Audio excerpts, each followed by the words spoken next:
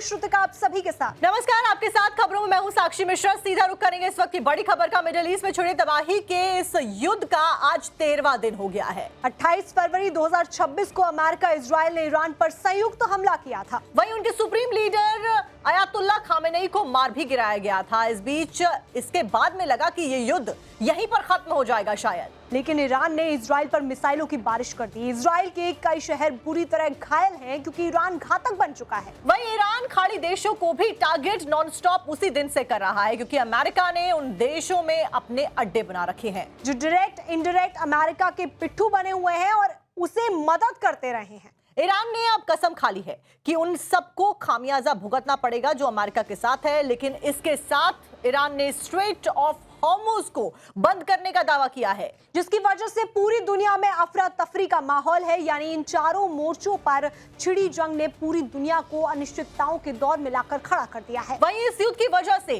तेल और gas supply पर सीधा असर पड़ रहा है, जिसका खामियाजा दुनिया के कई सारे देश भुगत रहे हैं। तो ऐसे में कई देशों को परेशानी हो रही है क्योंकि यहाँ पर जो गैस की दिक्कतें हैं और जो तेल की दिक्कतें वो आनी शुरू हो गई हैं। एक तरफ ईरान अमेरिका और इजराइल पर ताबड़तोड़ हमले कर रहा है तो दूसरी तरफ बड़ी खबर फारस की खाड़ी से आ रही। फारस की खाड़ी से इस वक्त की बड़ी खबर सामने आई है। भारत के 28 जहाज इस खाड़ी में फंसे हुए हैं। फारस की खाड़ी में 778 नाविक भी फंसे हुए हैं, ये भी जानकारी मिल रही है। वही खाड़ी में फंसे हुए इन लोगों की सुरक्षा को लेकर सरकार काफी ज्यादा गंभीर भी नजर आ रही है। सरकारी आंकड़ों के अनुसार इन 28 जहाजों में से 24 जहाज स्ट्रेट ऑफ हॉर्मुज के पश्चिमी हिस्से में हैं, जिन पर 677 नाविक मौजूद हैं। हालांकि ईरान की तरफ से अब कहा यह गया है कि जो सभी भारतीय जहाजों को स्ट्रेट ऑफ हॉर्मुज से गुजरने देगा।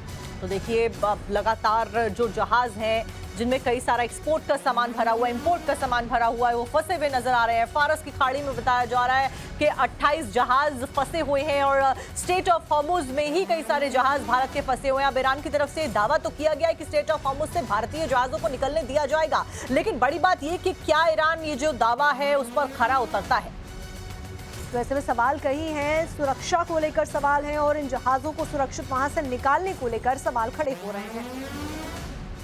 ईरान अमेरिका युद्ध के बाद पहली बार भारत के लिए कच्चा तेल लेकर आने वाला जहाज अब मुंबई पहुंच गया है। ये जहाज संघर्ष के बीच अहम समुद्री रास्ते स्ट्रेट ऑफ हॉर्मुज पार करके भारत पहुंचा है और लाइबेरिया झंडे वाला तेल टैंकर शेनलोंग सुजमैक्स सऊदी अरेबिया से कच्चा तेल लेकर आया है और अब मुंबई पोर्ट पर सुरक्षित तरीके से बर्थ हो चुका है। युद्ध के बाद भारत आने वाला ये पहला जहाज है जिसने इस रास्ते को पार किया है। इस जहाज ने 1 मार्च को सऊदी अरब में रास तनूरा पोर्ट से कच्चा तेल लोड किया था और 2 दिन बाद भारत के लिए वो रवाना हुआ था। समुद्री ट्रैकिंग डेटा के अनुसार जहाज 8 मार्च को स्ट्रेट ऑफ हॉर्मुज के पास देखा गया था। 9 मार्च के बाद वापस वो ट्रैकिंग सिस्टम पर दिखाई दिया, जिससे पता चला वो सुरक्षित तरीके से उस इलाके से निकल चुका है। इसके बाद जहाज अरेबियन सी से होते हुए भारत की तरफ आया और बुधवार दोपहर 1 के करीब मुंबई सीमा तक पहुंचा। शाम को 6:06 तक जहाज को जवाहर द्वीप पर बर्थ किया गया। इस जहाज में 1,35,335 मेट्रिक टन कच्चा तेल है जिसे अब उतारा जा रहा है। ये तेल माहुल के रिफाइनरी तक भेजा जाएगा और अधिकारियों के मुताबिक पूरा तेल उतारने में करीब 36 घंटे लगेंगे। इस जहाज में 29 क्रू मेंबर्स है जिसमें भारतीय, पाकिस्तानी और फिलीपीन नागरिक भी शामिल है और खास करके जहाज के कप्तान सुशांत सिंह संधू भारतीय है।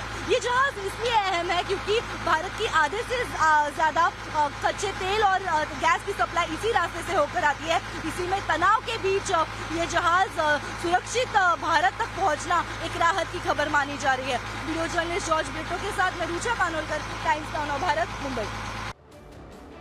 और इसी खबर के ऊपर ज्यादा जानकारी लेकर हमारे साथ गेस्ट जुड़े कमांडर बीके जेटली, रिटायर्ड रक्षा विशेषज्ञ, हमारे साथ में स्टूडियो से जुड़े। स्वागत है सर आपका। मेजर जनरल अनुज माथुर, रिटायर्ड रक्षा विशेषज्ञ, हमारे साथ में वाया जूम जुड़े। सर आपका भी स्वागत है। जेटली सर, आपके पास आते हुए फिलहाल दावा ये कर दिया गया है ईरान के द्वारा कि स्ट्रेट ऑफ हॉर्मुज में जो हमारे जहाज फंसे हुए हैं, कई सारे सामान के साथ में जो लदे हुए हैं, उनको जाने दिया जाएगा, लेकिन इन दावों पर कितना विश्वास किया जा सकता है और कब तक अगर ये दावे सही भी साबित होते हैं तो जहाज वापस भारत लौट पाएंगे? देखिए, बहुत बड़ी एक जीत है, कूटनीतिक जीत है भारत की कि ईरान के साथ भी हमारे संबंध उतने ही अच्छे हैं या बना के रखे हुए हैं जितने हमने इजराइल के साथ बना के रखे हुए हैं। तो ईरान भारत पर विश्वास करता है, बिकॉज ईरान को भी पता है कि कल को भारत उनके बहुत काम आ सकता है, इसलिए भारत के साथ रिलेशनशिप बना के रखेंगे तो इसका बहुत फायदा होगा उनको। इसीलिए उन्होंने 28 जहाज़ों की अनुमति दे दी है। अब जहां तक इसका विश्वास करने का सवाल पैदा होता है वो तो तभी है कि जब वो वहां से निकल जाएंगे। लेकिन फैक्ट ये है कि जब ये समाचार आ चुका है कि उनको आज्ञा दे दी गई है निकलने की, तो ऑब्वियसली हमारे जितने भी सैनिक हैं, उनके ऊपर नौसैनिक हैं, वो सब के सब सुरक्षित अपने अपने घर पहुंचेंगे। और मुझे उम्मीद है कि इनके आने के बाद ये दोबारा स्ट्रेट ऑफ हॉर्मुज जाएंगे, दोबारा से ऑयल लेकर के वापस आ जाएंगे और इनका आवाजाही चलती रहेगी, ऐसी मुझे आशा है। जी, हमारे साथ में मेजर जनरल अनुज माथुर भी जुड़े हुए हैं। सर, जिस तरीके से अभी जेटली सर बता रहे थे कि आने दिया जा सकता है, लेकिन सवाल ये भी है क्योंकि अमेरिका की तरफ से भी ये दावा किया जा रहा था, डोनाल्ड ट्रंप भी ये दावा कर रहे थे कि जहाज वहां से निकल सकते हैं, लेकिन जिस तरीके से तेल टैंकरों पर हमला किया गया है, तो ऐसे में खतरा क्या भारतीय जहाजों को भी है? देखिए, मैं आपको एक बात बताना चाहता हूं। थोड़ा सा जो जेटली सर ने कहा उससे एक कदम आगे जाने की कोशिश करूंगा कि भारत का जो हमारी कूटनीति रही है उसका एक सबसे बड़ा जो स्टैंड पॉइंट रहा है वो ये रहा है कि न केवल इजराइल और ईरान बल्कि रूस और अमेरिका, चारों देशों के साथ हमारे इस समय वार्तालाप के चैनल्स खुले हुए हैं, हमारे संबंध बेहतर हैं और हमारे ऊपर ये चारों देश विश्वास करते हैं। तो इससे दो चीजें निकल करके सामने आती हैं। देखिए, जब अगर ईरान सिर्फ कुछ देशों के जहाजों को निकलने देगा और अमेरिका और यूरोप और इनके जहाजों को नहीं निकलने देगा, तो ये भी संभावना बनती है कि अमेरिका और यूरोप मिलकर के इस प्रकार का वहां पर एक एम्बार्गो लगाएं जिससे कि वो बाकी देशों के जहाजों को भी के मूवमेंट को इन्फ्लुएंस कर सकें। ये एक संभावना है। तो भारत के संबंध उनसे बेहतर होने की वजह से इस चीज को भी मुझे लगता है हम टाइड ओवर कर पाएंगे।